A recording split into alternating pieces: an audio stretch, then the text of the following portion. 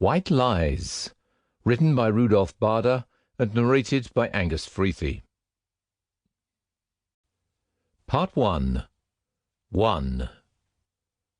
When their mother called them to leave their games in the garden and come back into the house, it was the beginning of something so unbelievably meaningful, so big and yet so problematical, so influential, so determining, so full of traumatic consequences, and so absolutely shattering in their lives. At least, that was what bothered his mind and sometimes his conscience through the later years of his more mature life. "Boys, where are you? Come back in. I want you here in the kitchen at once." This call wouldn't have been such an unusual event. Their mother often called them in from the garden, usually when lunch was ready, had it not been for the time of the day and for her tone. Manfred understood at once that there had to be some important matter, much more important than an announcement of potato soup and sausages. He did not know about Thomas, who was older but somehow less sensitive, but Manfred thought he could detect not only the importance of the matter at hand, but equally a slight concern or even worry in his mother's voice. It was her wording as well as her forced tone. When the boys arrived in the frame of the kitchen door, their mother was wiping her hands on her apron. She was such a beautiful woman, always pale and sometimes a little frail.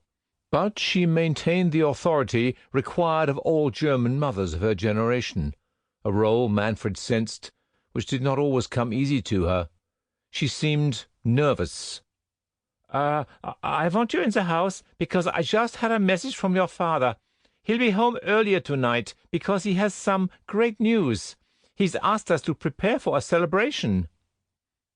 "What are we celebrating?" Thomas asked. "Shall we get presents?" Manfred wanted to know. No, I don't think so.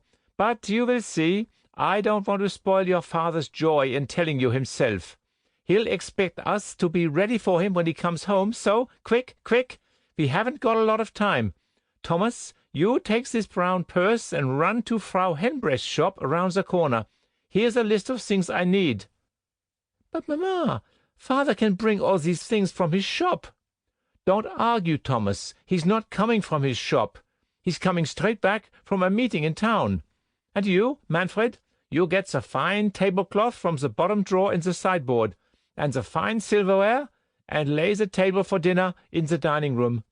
Don't forget the Bohemian crystal glasses. They're at the back of the middle shelf. Off you go, boys. I want your father to be proud of you." What could it be that was so important? Manfred was puzzled and a little apprehensive. He knew he couldn't always rely on his parents' word. Especially Father liked to announce things in a theatrical manner, usually standing in the middle of their living room, so that you expected some really great things to follow. But more often than not, things turned out to be some silly news that only concerned the grown-ups. For the boys, it was often a disappointment. He remembered the flamboyant announcement only just over a year ago, when it turned out Father had merely decided to refurbish his shop. Why should that have been of any concern to the boys? Sometimes he asked himself why parents did what they were doing.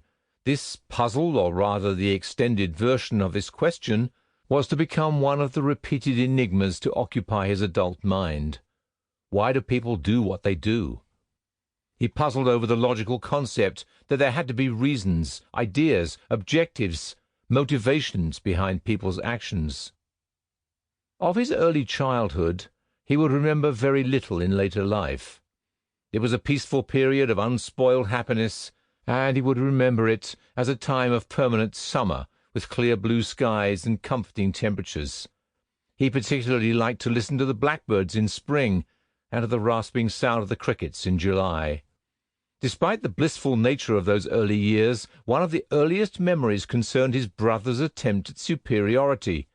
His brother, Thomas, who was 2 years older and whom he admired in every possible way, was convinced that he was responsible for their games, their choice of trees to climb, and the formation of all their friendships. "Now look here, Freddie," he admonished him from time to time when his reign appeared to be questioned. "I'm a lot older than you, so it's only natural you should have to obey my orders. It's the way of the world." Sample complete. Ready to continue?